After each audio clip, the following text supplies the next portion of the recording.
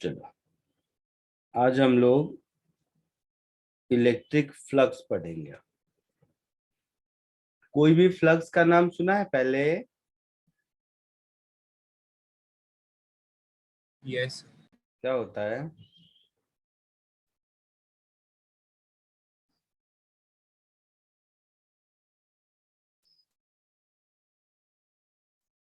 बताओ।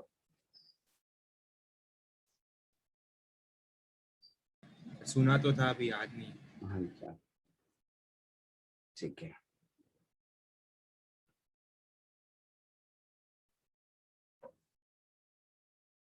तो electric flux और गॉस लॉ जो हमारा अभी पढ़ने का ये है, इसमें कुछ कुछ टर्म्स आएंगे जो थोड़ा सा डिस्टर्ब कर सकते हैं आपको, बट सुनो। एक टर्म आता है एरिया वेक्टर। तो एरिया तो मालूम है आप लोगों को।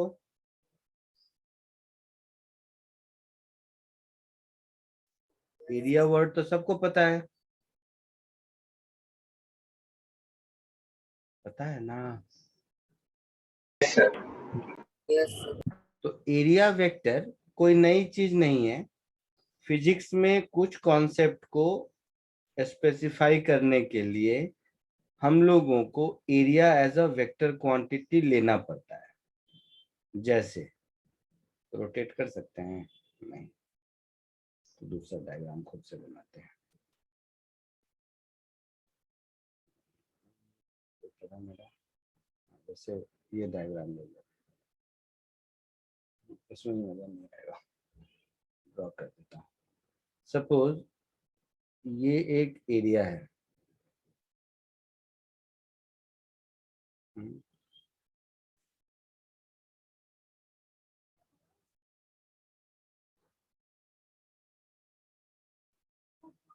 जैसे ये कोई एरिया है, ठीक है। तो इस एरिया पर अगर हम आउटवर्ड डायरेक्शन में नॉर्मल ड्रॉ कर दें, तो ये एरिया का मैग्नीट्यूड और ये डायरेक्शन मिलाकर जो वेक्टर क्वांटिटी बनेगा उसको हम लोग एरिया वेक्टर कहते हैं। तो एरिया वेक्टर का मैग्नीट्यूड, ध्यान से समझो इस बात को, एरिया वेक्टर का मैग्नीट्यूड ये एरिया होता है नॉर्मली जो आप लोग जानते हो, ठीक है। और एरिया वेक्टर का डायरेक्शन होता है,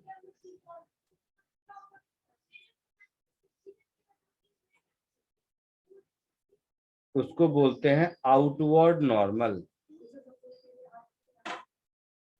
आउटवर्ड नॉर्मल समझते हो? नॉर्मल समझते हो? नॉर्मल मतलब परपेंडिकुलर। Yes sir. हाँ, जैसे आपको समझाने के लिए मैं एक एग्जांपल ड्रॉ कर रहा हूँ।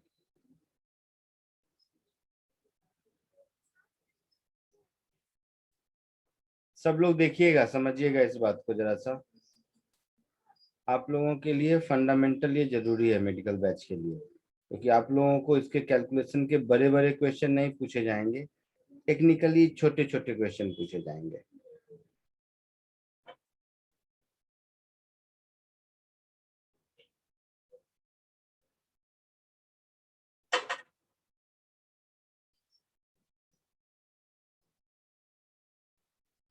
इसमें कितने सरफेस एरिया हैं?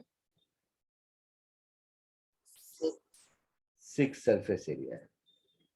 सारे सरफेस एरिया को ले लेंगे तो दिक्कत हो जाएगी, मतलब हौच पौच हो जाएगा। दिक्कत क्या होगी, जस्ट मैं आपको ड्रॉ करके बताता हूँ।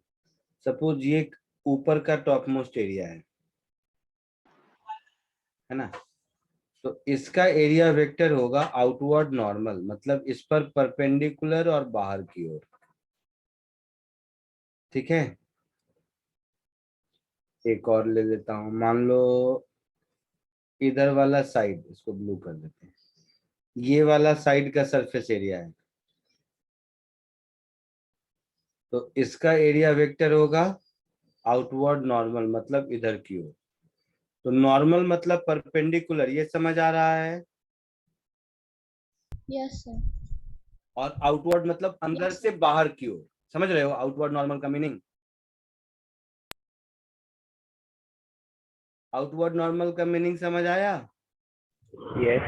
अंदर से बाहर की ओर। जैसे एक और ले लेता हूं, मान लो ये बॉटम वाला पार्ट, तो इसका आउटवर्ड नॉर्मल होगा अंदर से बाहर की ओर। ठीक है, तो ये आपका एरिया वेक्टर का कॉन्सेप्ट है। एक दूसरा वर्ड इसमें मिलेगा आपको, लिखिएगा मत, समझिए, सॉलिड एंगल। नाम सुने हो सॉलिड एंगल का?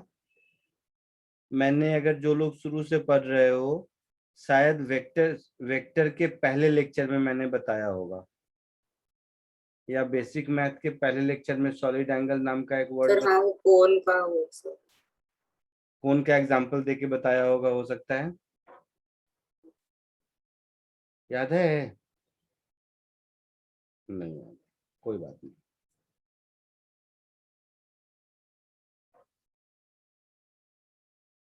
तो अभी तक कहीं जरूरत नहीं हुई होगी एरिया वेक्टर की, अब होगी।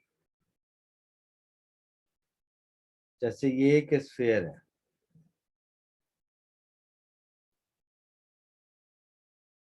तो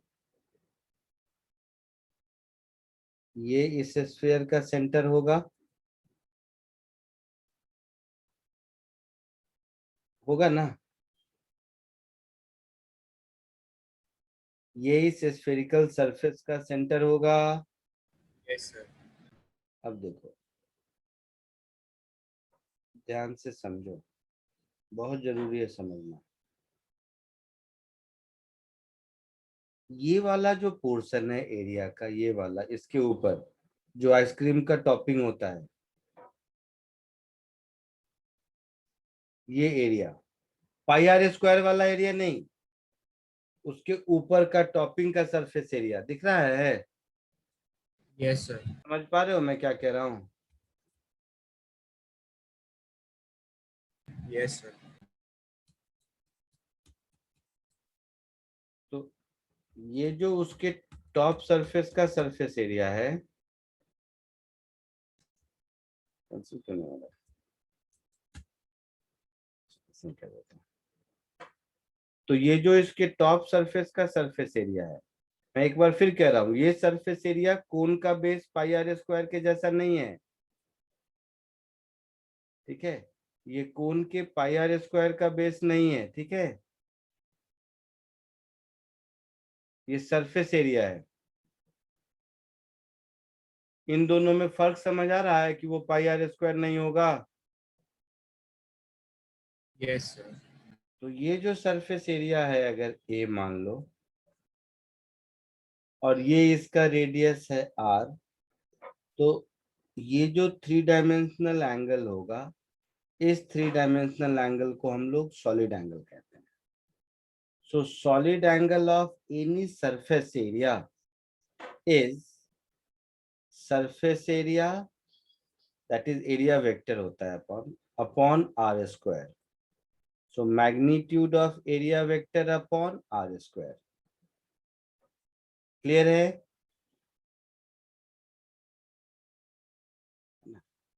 अच्छा, यस सर। अब आप बोलोगे कि सर ये तो आप पॉइंट पे बताए, मतलब जहां पर सेंटर है, सेंटर नहीं भी हो सकता है, कहीं भी बता सकता हूं मैं। जैसे ऐसे समझते हैं इस बात को,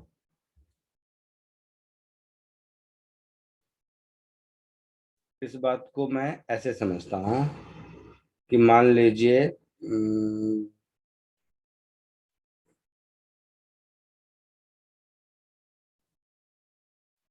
मान लीजिए यही कोई सरफेस है, एरिया डीएस है, ये एरिया है, छोटा सा एरिया है डीएस, और मुझे यहाँ पर ये सॉलिड एंगल चाहिए। ध्यान से समझना, तो इसका एरिया वेक्टर तो इधर होगा, ये डी ए एरिया वेक्टर तो इधर होगा ना, समझ रहे हैं? Yes. तो अगर ये एंगल मान लो थीटा, जैसे उस केस में क्या था 90 था, तो डीए का ये वाला कंपोनेंट हो जाएगा डीए कॉस थीटा, और ये डिस्टेंस अगर आर है तो इसको हम लोग लिखेंगे सॉलिड एंगल, ये जो भी सॉलिड एंगल है,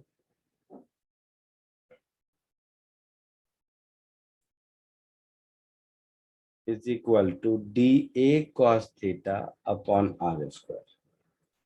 तो अगर नॉर्मल होगा तब तो ये डी ए कॉस थीटा वाले टर्म की जरूरत नहीं है, क्योंकि थीटा 0 हो जाएगा।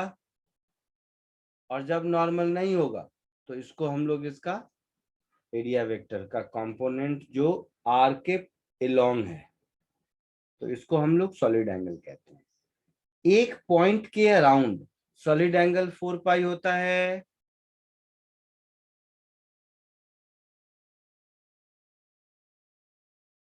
Total solid angle around a point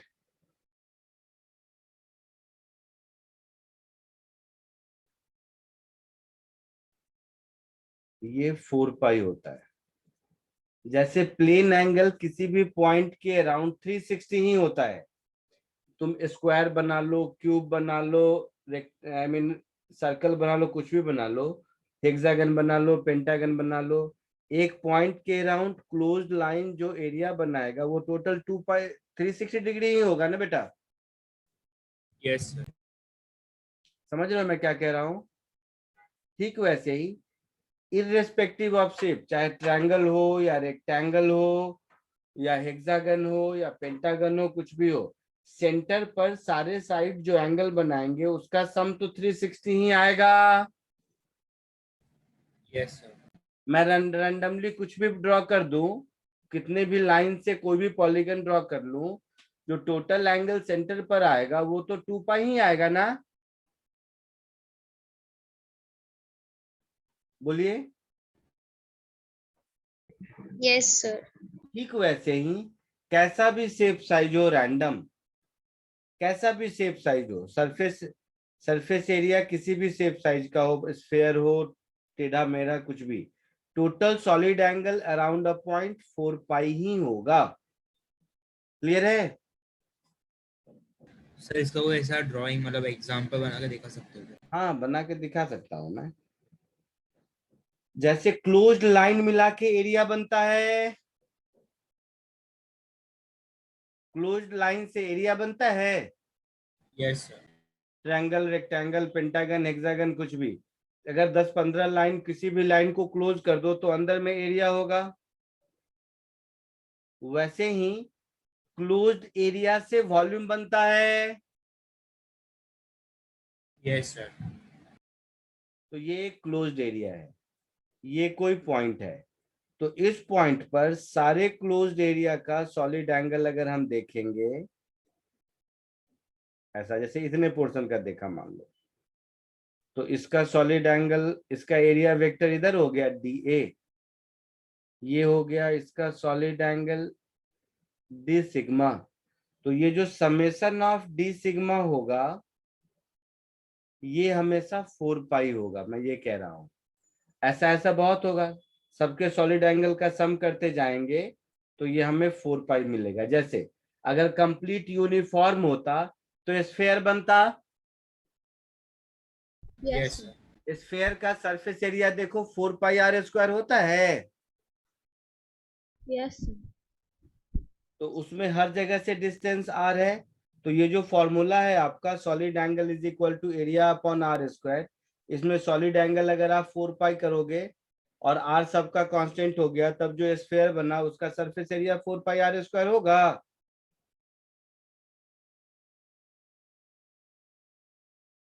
आया समझ में?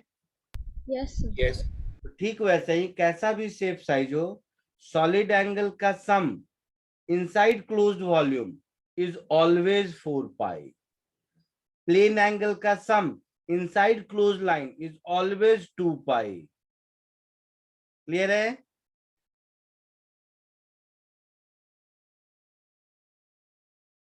इतना पहले कॉपी कर लो, फिर आगे बढ़ते हैं।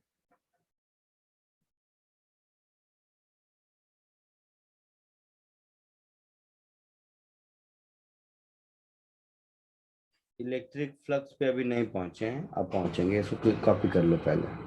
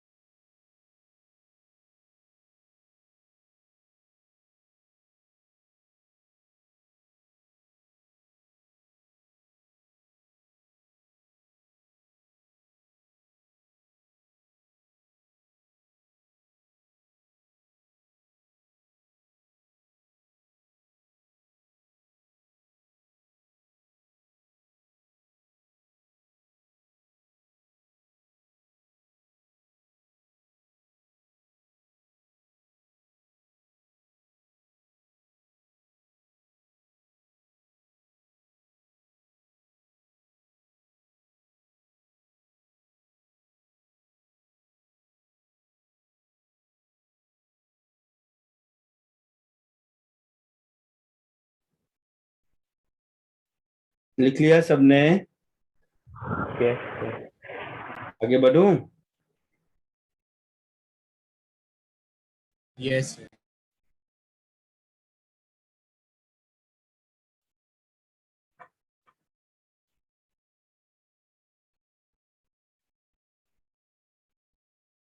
ठीक है।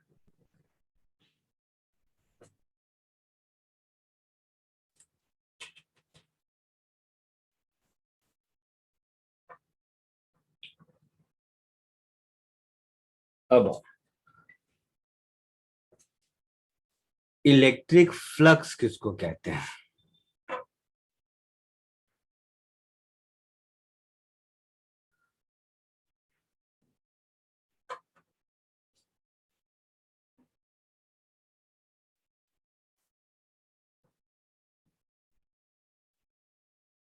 सो थ्योरेटिकली, जैसे लास्ट क्लास में हम लोग इलेक्ट्रिक फील्ड लाइंस देखे थे, बट फील्ड लाइन एक हाइपोथेटिकल कॉन्सेप्ट है, दिखाई तो देता नहीं है। सो थ्योरेटिकल डेफिनेशन इलेक्ट्रिक फ्लक्स का होता है number of field lines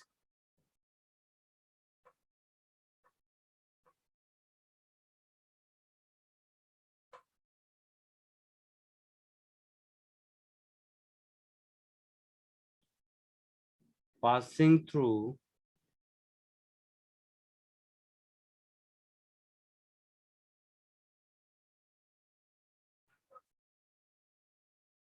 an area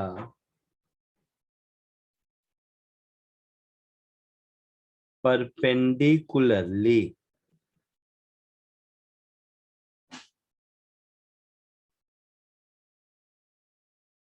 इसको हम लोग इलेक्ट्रिक फ्लक्स कहते हैं। मैथमेटिकली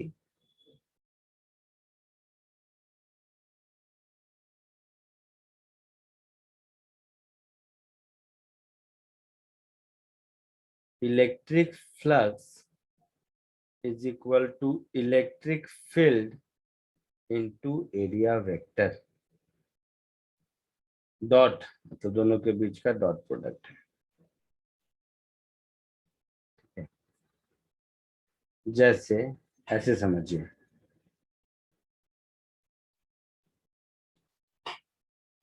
मान लीजिए ये फील्ड लाइंस है for example, that is electric field vector है। एक और ड्रॉ कर देते हैं, ये इलेक्ट्रिक फील्ड है और ये मेरा सरफेस एरिया है फॉर एग्जांपल।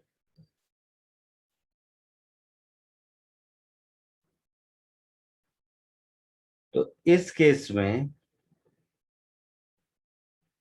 एरिया वेक्टर और फील्ड लाइंस एक ही डायरेक्शन में होगा, है ना? बोलो। ये तो इलेक्ट्रिक फील्ड अगर ई है और रेडियस इसका आर है, तो फ्लक्स मेरा हो जाएगा पाई आर स्क्वायर इंटू ई होगा। यही अगर ऐसा रहता, सपोज जस्ट एग्जांपल के लिए, ये है एरिया वेक्टर मान लो, और ये है यहाँ पर इलेक्ट्रिक फील्ड वेक्टर। तो ये है इलेक्ट्रिक फील्ड वेक्टर, ये है एरिया। तो ये एरिया है, मतलब इसका एरिया वेक्टर इसके नॉर्मल होगा, मतलब इधर। तो यहाँ पर एरिया वेक्टर और फील्ड वेक्टर के बीच का एंगल थीटा है। तो इस केस में मेरा फ्लक्स क्या हो जाएगा, E into pi r square into cos theta. आया समझ में? Yes sir.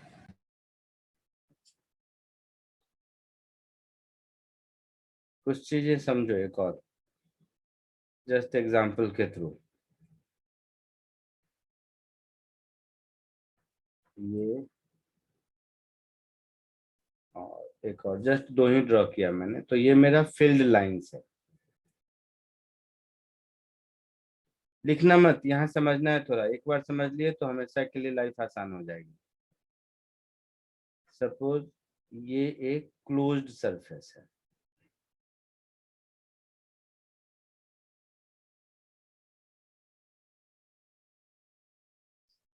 तो ये एक रीजन है जहां पर इलेक्ट्रिक फील्ड राइटवर्ड है या आई कैप में, ऐसा समझ लो।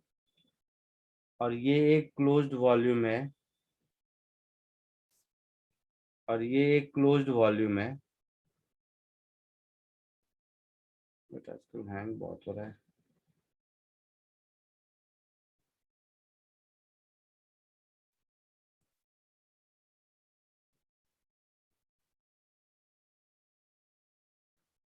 एक मिनट।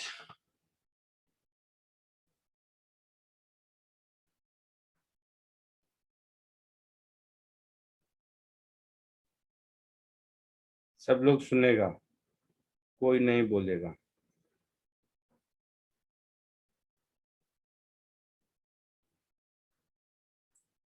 एक और फिल लाइन में ड्रॉ कर ही देता हूँ ऐसा। सब लोग सुनो, इस एरिया का नाम मैं दे दिया 1, इसका दे दिया 2, इधर वाले का दे दिया 3, इधर वाले का दे दिया 4, एक इधर अंदर में है इसको 5, और एक ये बाहर में है इसको 6। समझ आया? 6 faces. Yes sir. Flux through 1 कितना होगा? साइड लेंथ ए अगर है तो देखो 1 का एरिया वेक्टर आउटसाइड नॉर्मल होगा, सिखाया था अभी थोड़ी देर पहले। Yes sir. तो 1 का जो भी एरिया होगा ए स्क्वायर कुछ भी कह लो, ये वेक्टर तो इधर होगा तो हमेशा फील्ड के परपेंडिकुलर रहेगा, यस सर। है ना? तो 1 जीरो। 1 और 2 दोनों से फ्लक्स 0 होगा। Yes, sir. 5 और 6 दोनों से फ्लक्स 0 होगा। Yes sir. क्यों? क्योंकि area vector in all 4 case में परपेंडिकुलर है ई वेक्टर के। सब लोग क्लियर हो इस बात से? Yes sir. दूसरा, फ्लक्स थ्रू सरफेस 3 क्या होगा? और फ्लक्स थ्रू सरफेस 4 क्या होगा? माइनस ए स्क्वायर ई होगा 3 में। 3 में क्या होगा? माइनस ए स्क्वायर ई। वेरी गुड, क्योंकि 3 का एरिया वेक्टर इधर होगा, तो एरिया वेक्टर और फील्ड वेक्टर में 180 डिग्री दिख रहा है। और 4 में एरिया वेक्टर और ई वेक्टर सेम लाइन में होगा, पैरेलल होगा। यस।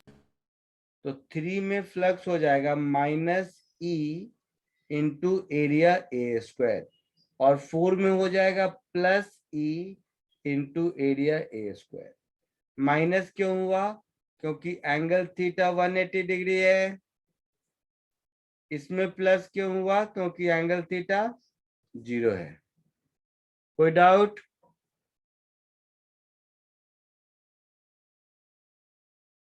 कोई डाउट? कोई डाउट? तो यहां से एक कॉमन सेंस बात समझ में आई कि incoming flux is always negative. देखो ई वेक्टर इस वॉल्यूम के अंदर घुस रहा है, तो जहां अंदर घुस रहा है वहां हमेशा नेगेटिव होगा, और जहां बाहर निकल रहा है वहां हमेशा पॉजिटिव होगा।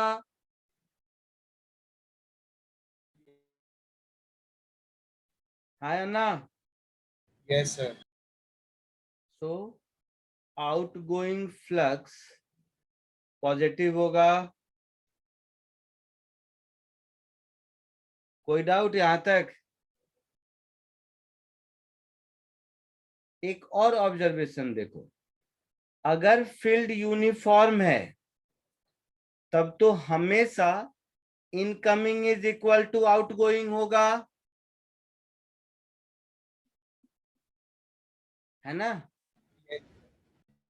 सो इफ ये ध्यान से समझो, क्लोज्ड वॉल्यूम या क्लोज्ड एरिया का मतलब वॉल्यूम होता है, क्लोज्ड लाइन का मतलब एरिया होता है, समझते हो ना। If a closed area that is volume is placed in an uniform electric field,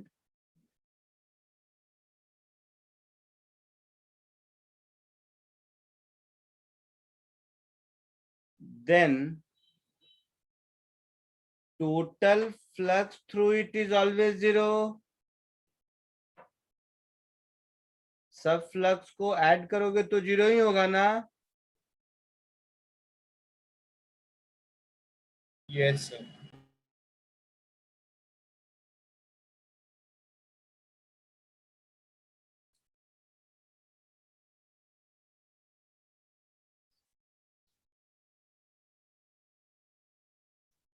but ऐसा कब होगा, जब फील्ड यूनिफॉर्म हो। फील्ड अगर नॉन यूनिफॉर्म है, नॉन यूनिफॉर्म मतलब जहां पर इंटर कर रहा है वहां इलेक्ट्रिक फील्ड की वैल्यू कुछ और है, और जहां एग्जिट हो रहा है वहां कुछ और है, तब तो इनकमिंग आउटगोइंग के बराबर नहीं होगा, तो जीरो नहीं होगा। समझे आप लोग? नहीं समझा? मैंने कहा इस डायग्राम में अगर सरफेस 3 पर इलेक्ट्रिक फील्ड का मैग्नीट्यूड कुछ और हो और सरफेस 4 पर कुछ और हो, that is non uniform, position के साथ चेंज कर रहा है, तब तो सरफेस 3 पर जितना नेगेटिव है सरफेस 4 पर उतना ही पॉजिटिव होगा, ऐसा नहीं है? Yes sir. तो जीरो नहीं होगा। तो अगर यूनिफॉर्म है तो यूनिफॉर्म क्लोज्ड वॉल्यूम के अंदर, किसी भी क्लोज्ड वॉल्यूम के अंदर अगर यूनिफॉर्म इलेक्ट्रिक फील्ड में रखा हुआ है तो फ्लक्स हमेशा जीरो होता है। ठीक है, यस जल्दी से कॉपी कर लीजिए। सर। वो जो कोन का जो स्लांटिंग एरिया होता है उसका एरिया वेक्टर कहाँ से निकलेगा, मतलब कैसे निकलेगा? हर पॉइंट पर वहां पर परपेंडिकुलर ड्रॉ करेंगे, कैसे इंक्लाइंड प्लेन पर परपेंडिकुलर ड्रॉ करते थे। Yes sir. तो कोन के स्लैंटिंग एरिया पर हर जगह अलग अलग एरिया वेक्टर, डिपेंड करता है कौन सा एरिया ले रहे हो, आउटवर्ड नॉर्मल होगा इंक्लाइंड प्लेन के सर तो परपेंडिकुलर डायरेक्शन में। इलेक्ट्रिक फ्लक्स उसमें जीरो कैसे होगा, क्योंकि उसमें तो। उसमें भी जीरो होगा। अगर फील्ड कहीं से इन हो रहा है और कहीं आउट हो रहा है उसमें भी जीरो होगा। अच्छा, सामने सामने कैंसिल हो जाएगा। हाँ, यस इधर से इन होगा उधर से आउट होगा, वो जीरो होगा। यस।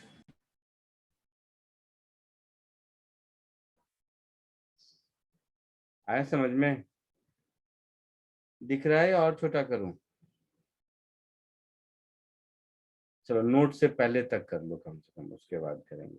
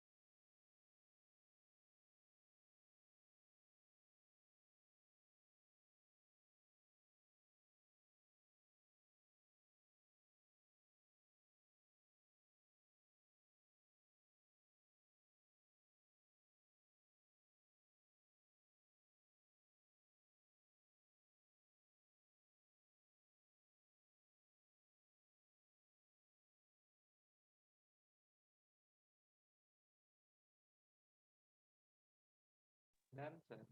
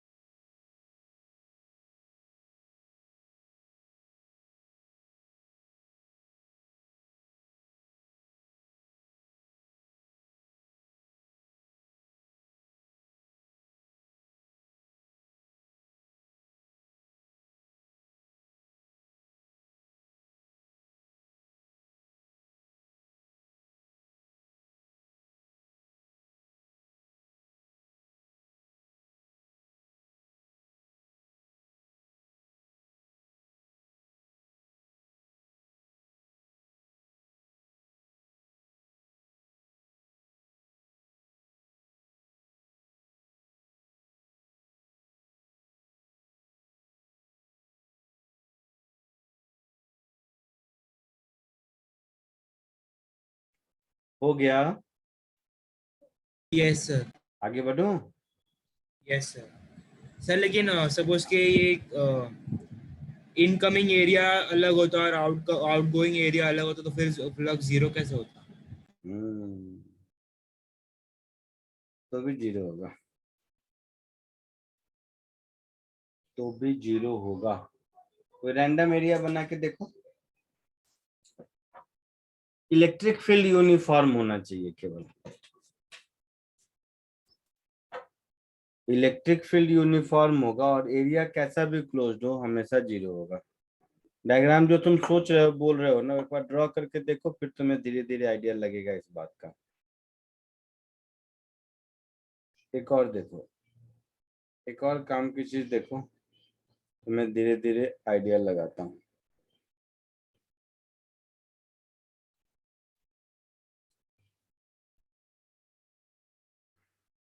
लिखना मत, सब लोग ध्यान से देखो। पॉइंट चार्ज का फील्ड लाइंस तो सिखाया हूं मैं। रेडियली आउटवर्ड होता है अगर पॉजिटिव है तो, है ना? Yes sir. लिखना मत अभी, थोड़ा बाद में मैं चेंज करूँ। मान लो ये एक क्लोज्ड स्फीयर है और यहाँ पर कोई चार्ज है बाहर, तो इस चार्ज से फील्ड लाइंस बाहर की ओर निकलेंगे, है ना? बोलो। Yes sir. Yes, sir.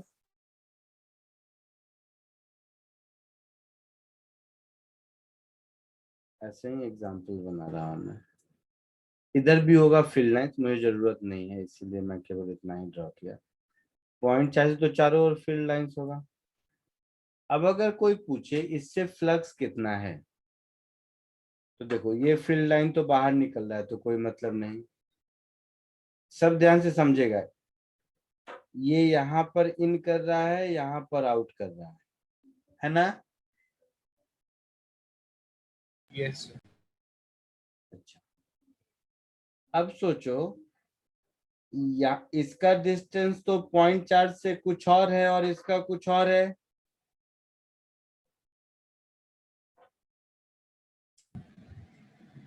Yes sir. Electric field का स्ट्रेंथ इन दोनों पॉइंट पर अलग अलग होगा।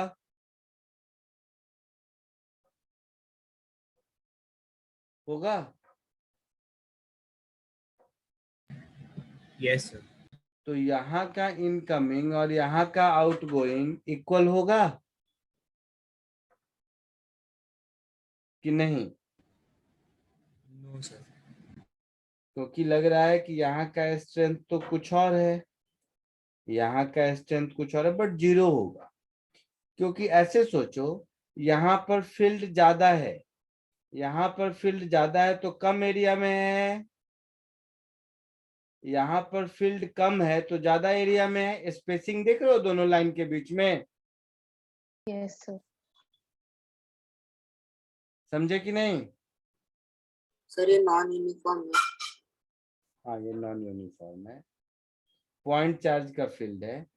तो यहाँ पर अगर हम फ्लक्स देखेंगे तो यहाँ का इलेक्ट्रिक फील्ड और यहाँ का एरिया वेक्टर, और यहाँ का इलेक्ट्रिक फील्ड और यहाँ का एरिया वेक्टर अगर देखेंगे तो यहाँ का एरिया वेक्टर यहाँ के एरिया वेक्टर से ज्यादा होगा बट फील्ड कम होगा। दूसरा तरीका से समझो, यहाँ पर ये 3 लाइन जितने एरिया में है, ऐसे समझो, तो इन टोटलिटी समझो। अगर इंडिविजुअल नहीं समझ आ रहा है तो इन टोटलिटी समझते हैं। इस डायग्राम में यहाँ पर ये 3 फील्ड लाइन इतने एरिया में है ना? यस। और यहाँ पर इतना ही 3 फील्ड लाइन मगर ज्यादा एरिया में है।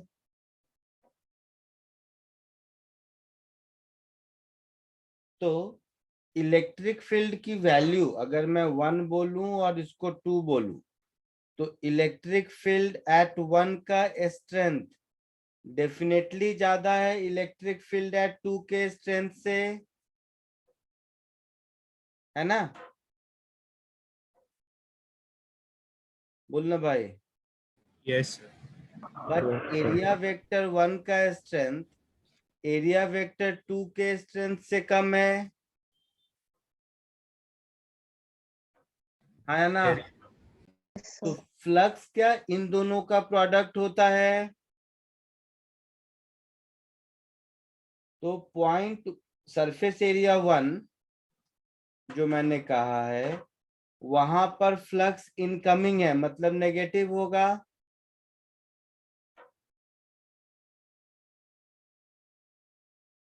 और 2 पर पॉजिटिव होगा। तो फ्लक्स 1 पर जितना होगा और फ्लक्स 2 पर जितना होगा, इन दोनों का सम मतलब इनकमिंग आउटगोइंग हमेशा इक्वल ही रहेगा।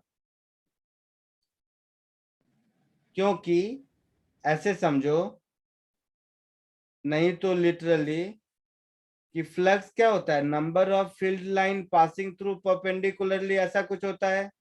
तो जितना फील्ड लाइन एक जगह इंटर कर रहा है किसी वॉल्यूम में, किसी भी दूसरे जगह से उतने ही फील्ड लाइन पास कर रहे हैं ना, न कम न ज्यादा। सर एक बार वापस बोलो तो ये वाला पॉइंट। जैसे 3 फील्ड लाइन अगर इंटर कर रहा है तो कहीं और से 3 फील्ड लाइन ही बाहर निकल रहा है। यस। तो अंदर में कोई एक्युमुलेशन तो हो नहीं रहा है। जैसे ऐसे समझो, एक पानी का पाइप लगा दिया और टैप ऑन कर दिया, तो जितना पानी आ रहा है उतना पानी जा रहा है, तो नेट स्टोरेज तो 0 है। Yes sir. है ना? तो 3 फील्ड लाइन कहीं इंटर किया, हाँ, पानी का प्रेशर अलग अलग जगह पर अलग जरूर होगा, लेकिन जो आ रहा है वही जा रहा है। तो इनकमिंग फील्ड जितना होगा इस पर्टिकुलर एग्जांपल में उतना ही आउटगोइंग फील्ड है, भले ही फील्ड हमारा नॉन यूनिफॉर्म है इस केस में, बट इसमें भी नेट फ्लक्स 0 होगा। यूनिफॉर्म होता तब तो 0 होता ही, फिर तो कोई दिक्कत ही नहीं था। तब तो आप इंडिविजुअली एक एक लाइन में बोल सकते थे, जितना इन उतना आउट, जितना इन उतना आउट, जितना इन उतना आउट। लेकिन अगर नॉन यूनिफॉर्म भी है और नंबर ऑफ फील्ड लाइन जो क्रॉस हो रहा है इनकमिंग और आउटगोइंग इक्वल है, तो भी फ्लक्स 0 होगा। समझे? Yes sir.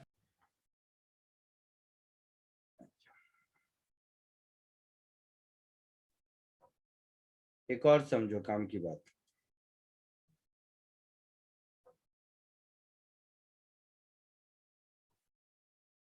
ध्यान से समझना, ये थोड़ा इंपॉर्टेंट है। सपोज कोई भी एक रैंडम सा सरफेस ले लिया मैंने, ठीक है, इस पर कोई चार्ज अंदर रख दिया, कुछ भी क्यू चार्ज। अब इस क्यू के कारण चारों ओर मुझे फ्लक्स निकालना है, टोटल फ्लक्स कितना है। तो एक तो पक्का है ना, इस क्यू के जितने भी फील्ड होंगे सब इससे बाहर जाएंगे, है ना? Yes sir. तो फ्लक्स कुछ पॉजिटिव होगा, ये पक्का है, ऐसे भी लग रहा है। वैल्यू कितना होगा नहीं मालूम है, बट पॉजिटिव होगा, ये तो पक्का है ना। Yes sir. तो flux through this closed area is positive, ये बात समझ आई। अब देखते हैं कितना होगा। तो कोई एक फील्ड लाइन मान लो यहां पर देखते हैं। तो इस सरफेस एरिया से इलेक्ट्रिक फील्ड ई इधर जा रहा है, ये डिस्टेंस मान लो आर है, और इस सरफेस का एरिया वेक्टर कहीं भी मान लो इधर है, डी ए। सब ध्यान से सुनेगा, और कुछ ऐसा, सब ध्यान से सुनेगा। तो केवल इस पॉइंट पर अगर मैं फ्लक्स लिखूं तो ये फ्लक्स मेरा होगा ई डॉट डी ए, हाँ या ना? Yes sir. That is E into d A into cos theta, हाँ या ना? Yes, sir.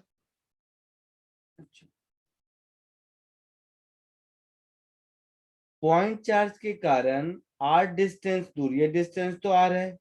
इलेक्ट्रिक फील्ड की वैल्यू क्या होती है? क्यू के क्यू बाई आर स्क्वायर होती है।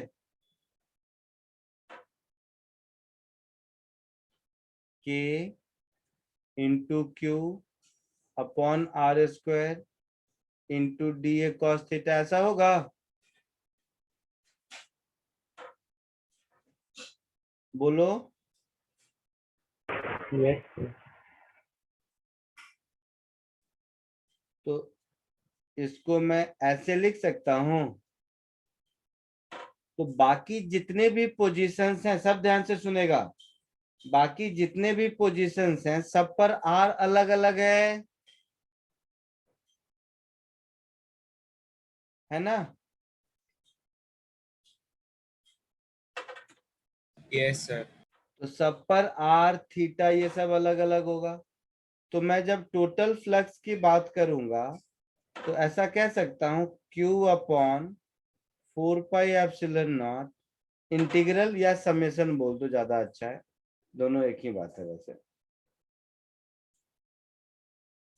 Integral d a cos theta upon r square, ऐसा बोल सकते हैं। Yes sir. और अगर ये क्लोज्ड सरफेस है तब तो d a cos theta upon r square की वैल्यू 4 पाई होगी। अभी देखा था, ये तो सॉलिड एंगल है ना, ये कुछ ऐसा हो गया, summation of solid angle around a point. Yes sir. तो ये हो गया Q upon 4 pi epsilon naught into 4 pi, that is Q upon epsilon not. हो गया ऐसा? Yes sir. तो ये अगर ऐसा हो गया तो यहां से एक बात समझ आएगी आपको कि मैं चार्ज को इस क्लोज्ड एरिया के अंदर कहीं भी रखूं इस चार्ज को क्लोज्ड एरिया के अंदर कहीं भी रखूं, टोटल फ्लक्स तो यही आएगा। ये इंडिपेंडेंट ऑफ पोजीशन है। Yes sir. तो ये वाला नोट और इससे पहले वाला नोट, ये दोनों नोट को अब एक साथ देखो और जो मैं कह रहा हूं वो बात सुनो। इससे पहले वाले नोट के मुताबिक किसी भी क्लोज्ड एरिया के बाहर अगर हम चार्ज रखेंगे तो उस चार्ज के थ्रू फ्लक्स जीरो होगा, उस एरिया के थ्रू फ्लक्स जीरो होगा। Yes sir. सेकेंड वाले नोट का मतलब है कि अगर एरिया के अंदर हम चार्ज रखें तो टोटल फ्लक्स की value charge upon epsilon not होगी, चाहे चार्ज एरिया के अंदर कहीं भी रहे। Yes sir. तो अब अगर मैं इन दोनों बातों को मिला दूं, इन दोनों बातों को अगर मैं मिला दूं तो ध्यान से देखो सब, अभी मैं जितना बताया उसमें से कुछ भी याद रहे न रहे चलेगा, लेकिन अभी जो बता रहा हूं ये याद रहना चाहिए, ये फाइनल आउटकम है। और अभी तक जितना बता रहा था ये फाइनल आउटकम को सिखाने के लिए मैं बता रहा था। तो मान लो यहाँ पर एक चार्ज है Q1, यहाँ पर एक चार्ज है Q2, यहाँ पर एक चार्ज है Q3, यहाँ पर एक चार्ज है Q4, यहाँ पर एक चार्ज है Q5, यहाँ पर एक चार्ज है Q6। ऐसा कुछ है।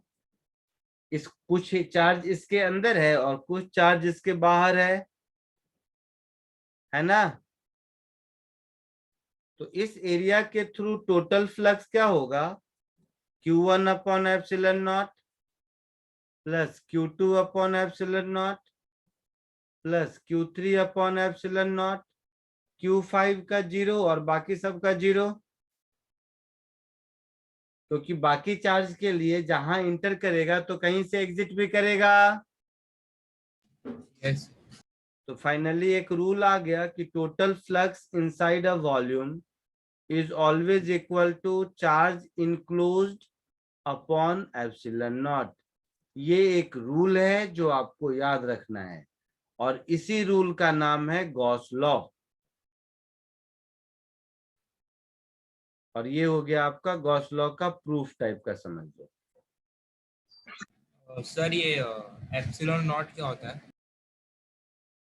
इसको परमिटिविटी ऑफ स्पेस कहते हैं। ये भी हम लोग सीखेंगे थ्योरी ऑफ कंडक्टर में, नेक्स्ट टॉपिक प्रोबेबली इसी चैप्टर का। आई बात समझ में। तो गॉस लॉ का स्टेटमेंट ये हुआ कि electric flux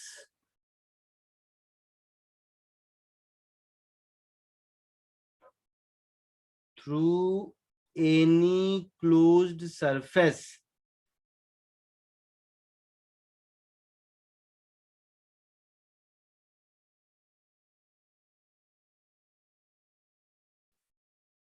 is always equals to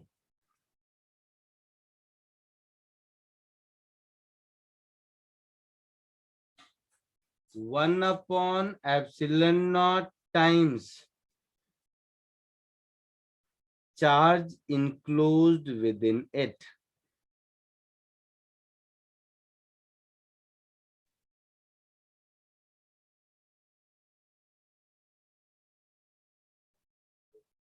कोई डाउट किसी को?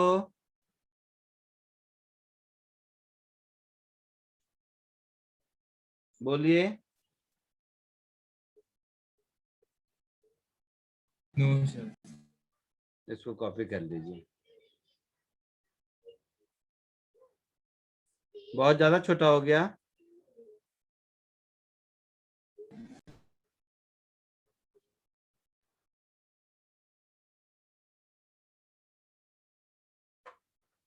अच्छा, पहले फर्स्ट और सेकंड ये दोनों नोट्स लिख लो, फिर स्टेटमेंट बाद में।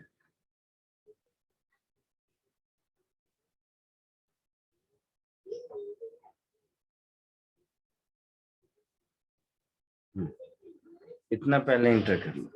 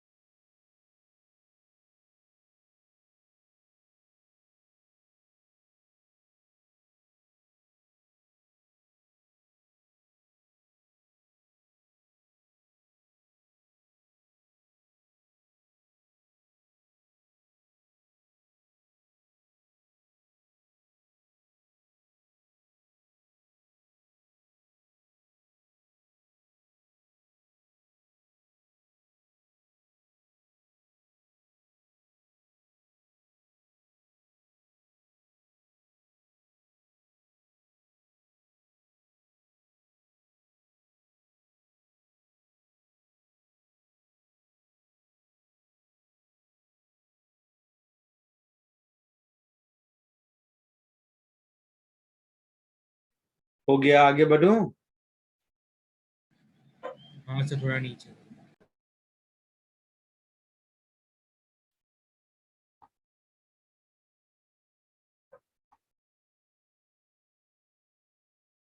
कहाँ तक बोलो? हाँ बस सर।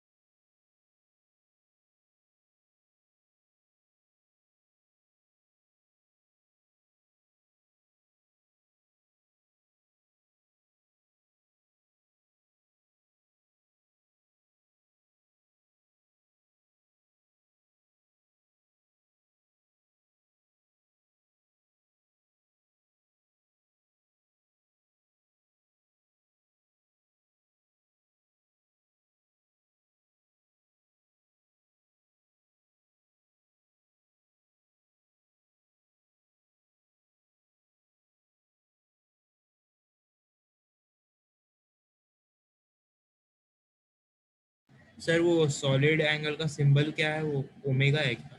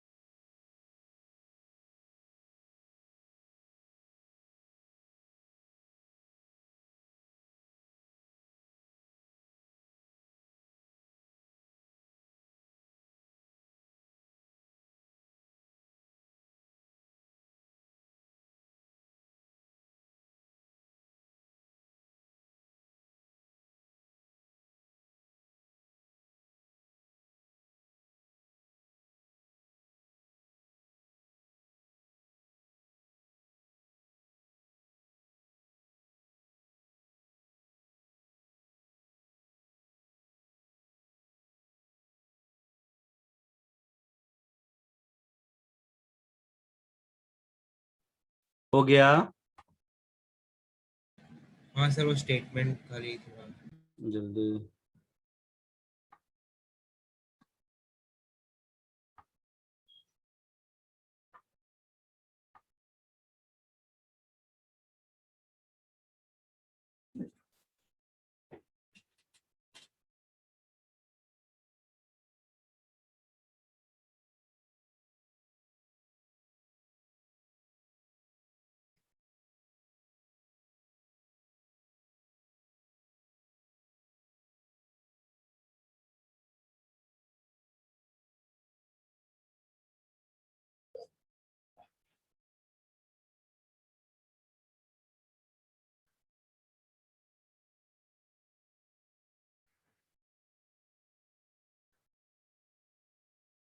बेंच।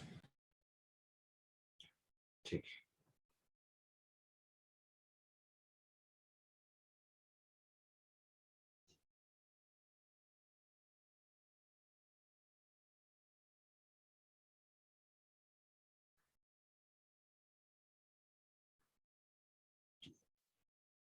जो अभी सिखाया मैंने एग्जैक्टली उसी पे बेस्ड एकदम मेडिकल पॉइंट ऑफ व्यू से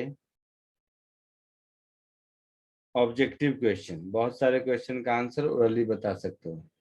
ये 5 क्वेश्चन करके बताओ।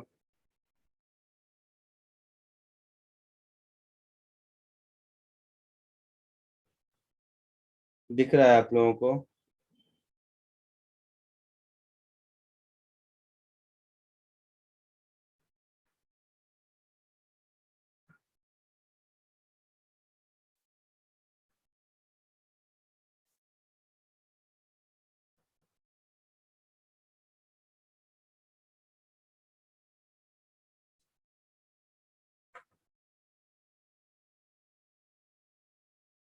जल्दी एकदम, ये मेडिकल का क्वेश्चन है, 1 लाइनर है सब, हार्डली 5 मिनट का काम है ये।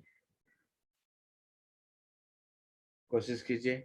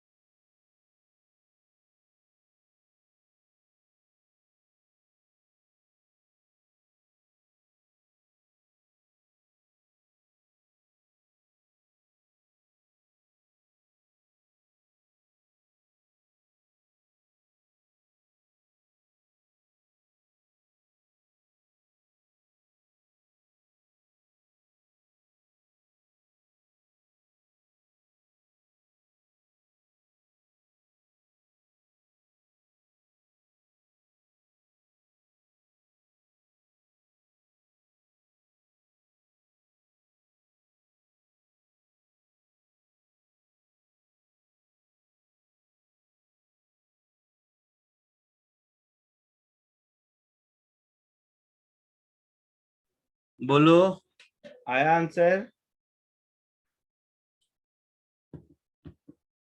कर रहे हैं।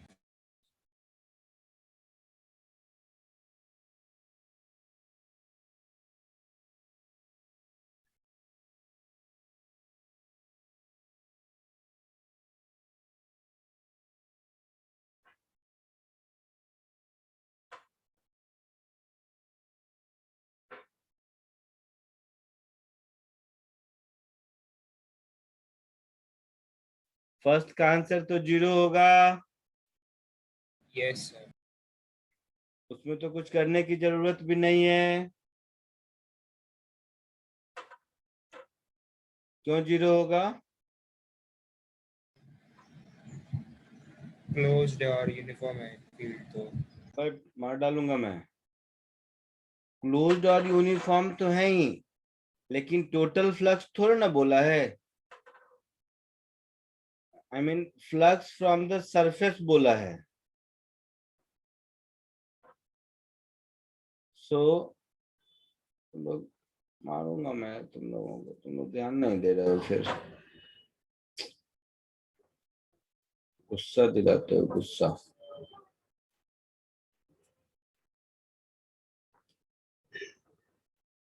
बोला है कि एक्सिस के पैरेलल फील्ड है, ऐसा बोला है।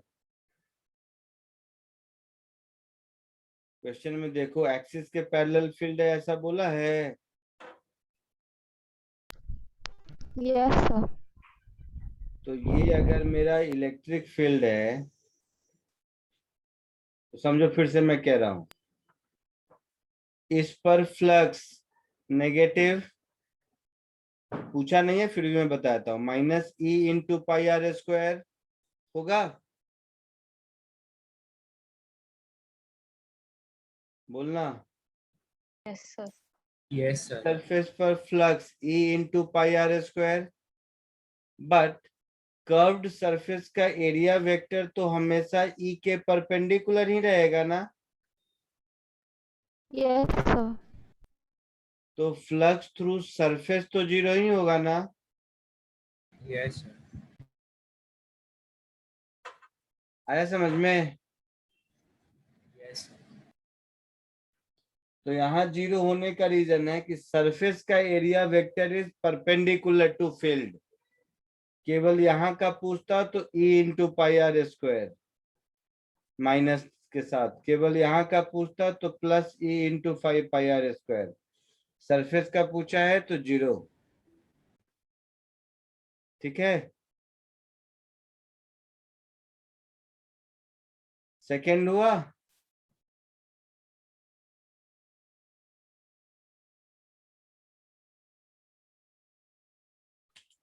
चलो कोशिश करो, सेकेंड, थर्ड, फोर्थ, फिफ्थ, जल्दी बताइए।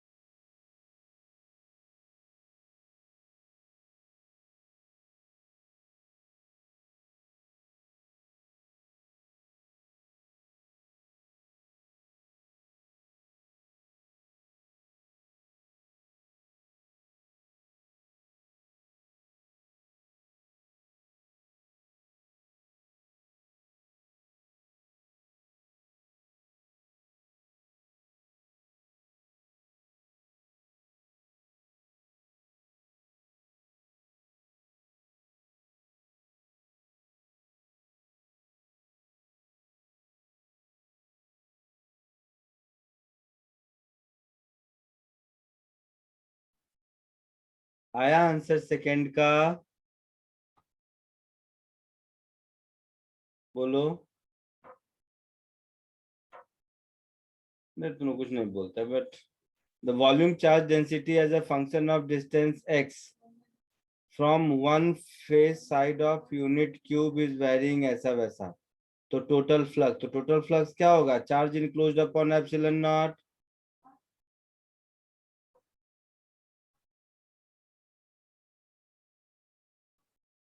होगा ऐसा? Yes sir. Yes, sir. ये डेंसिटी है क्यूब का, और ये डिस्टेंस x के साथ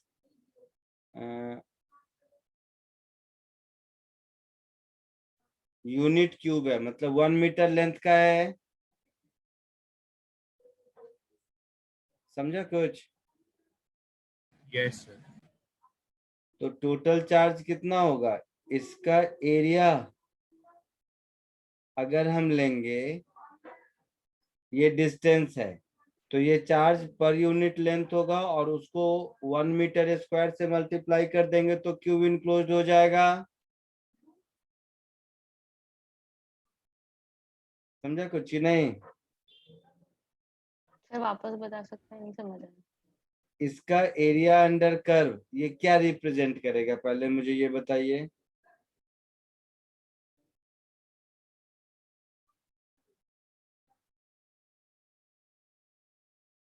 इसका ट्रेपीजियम का area half into sum of parallel side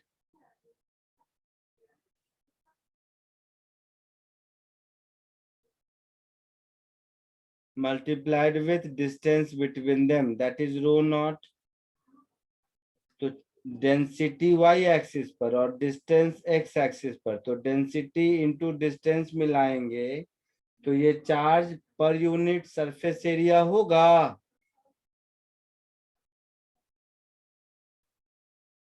ओ भाई साहब। Yes sir. Yes sir. तो हर जगह देख ध्यान से ऐसे समझो, हर जगह ये वाला क्रॉस सेक्शनल एरिया तो 1 मीटर स्क्वायर ही होगा। तो यहाँ से x डिस्टेंस पर dx थिकनेस लिया, तो ये जो भी आया इसको 1 मीटर स्क्वायर से मल्टीप्लाई कर देंगे तो टोटल वॉल्यूम हो गया।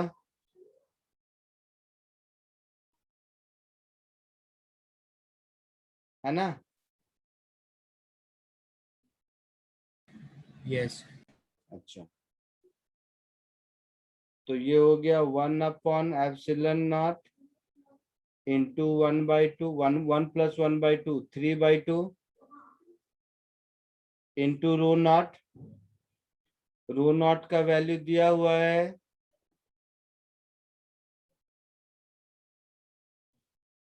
तो ये हो गया 3/8 नहीं 4।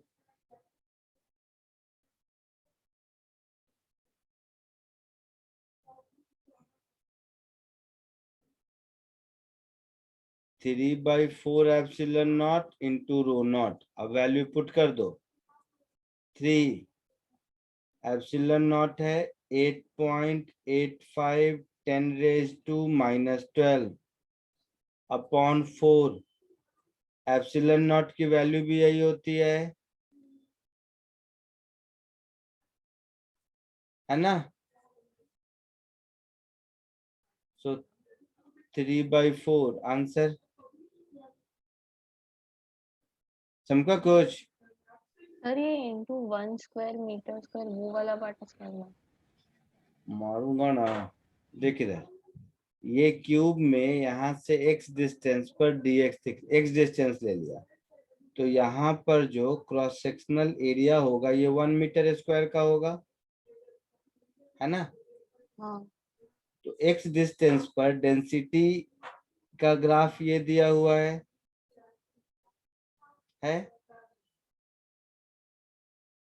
तो ऐसे समझो, density into 1 square into dx, ये तुम्हारा वॉल्यूम हो गया इस शेडेड पोर्शन का।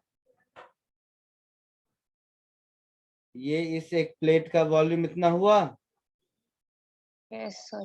वॉल्यूम 1 स्क्वायर इंटू dx हुआ, वॉल्यूम इंटू डेंसिटी चार्ज हुआ, इसको Yes, sir. इंटीग्रेट कर देंगे तो टोटल चार्ज होगा। तो 1 स्क्वायर बाहर, dx का इंटीग्रल x, तो रो इंटू एक्स मतलब एरिया अंडर कर्व हो गया। Yes, sir. ठीक है, हाँ सर। नेक्स्ट बताओ थर्ड और फोर्थ। थर्ड का बी आएगा। थर्ड फोर्थ फिफ्थ इसमें तो कोई कैलकुलेशन मतलब वैसा नहीं है, जल्दी बताइए। थर्ड का बी होगा।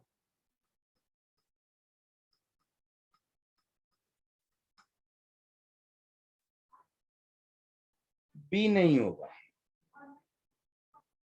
बी नहीं होगा।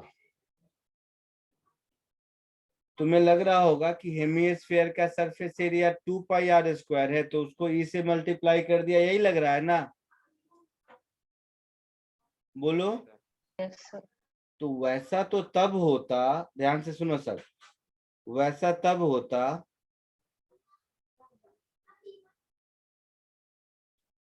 जब इलेक्ट्रिक फील्ड सरफेस पर हर जगह नॉर्मल है, तब होता।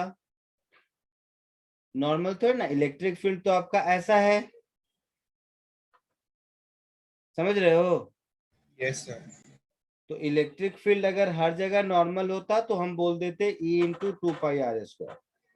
इलेक्ट्रिक फील्ड का डायरेक्शन ये है, तो एरिया का वो कंपोनेंट जो इसके अलोंग होगा वो तो इस πr² एरिया के बराबर होगा ना। यही एरिया इस पर परपेंडिकुलर है, Yes, sir. तो πr² इंटू ई होगा। ठीक है, सर लेकिन आउट गोइंग के लिए तो फिर वो जो कर्व जो जहाँ अरे से भाई निकलता है साहब, उसमें। तो पहली बात जितना इन उतना आउट, अच्छा हाँ सर, यस सर, यस तो जितना इनकमिंग का मैग्नीट्यूड उतना आउटगोइंग का मैग्नीट्यूड। यस सर, आउटगोइंग का कैलकुलेट करने में दिक्कत हो रही है, यस सर, बट इनकमिंग का तो πr² इंटू ई होगा। यस सर, यस तो आंसर उसी का पॉजिटिव वैल्यू मतलब। क्लियर है? हाँ सर। Yes sir. फोर्थ बोलो।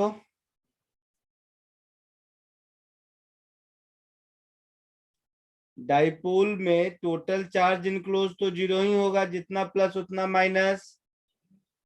Sir. यस सर, डाइपोल में क्यू इनक्लोज तो जीरो होगा ना, तो इसका मतलब फ्लक्स जीरो होगा। Yes sir.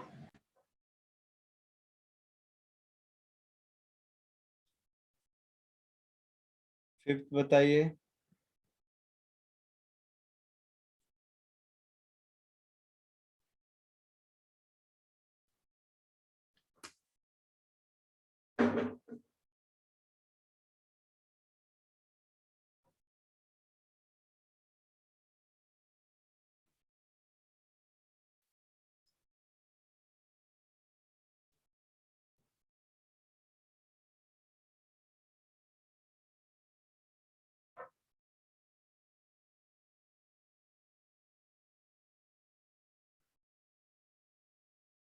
देखो, कॉमन सेंस है, अंदर में यहाँ पर कहीं कुछ चार्ज है, ठीक है। कह रहा है इस अंदर वाले स्फीयर के थ्रू फ्लक्स दिया हुआ है, कितना है? यही है ना, यस सर, 50 वोल्ट पर मीटर। तो बाहर वाला जिसका रेडियस डबल है उसके थ्रू फ्लक्स कितना होगा, यही पूछा है। तो बाहर वाले का मतलब हुआ, ध्यान से समझ, जो अंदर चार्ज तो दोनों में सेम है ना, क्यूब इनक्लोज्ड। फ्लक्स यस क्या होता है, cube enclosed upon epsilon not. तो दोनों के लिए इनक्लोज चार्ज तो सेम है,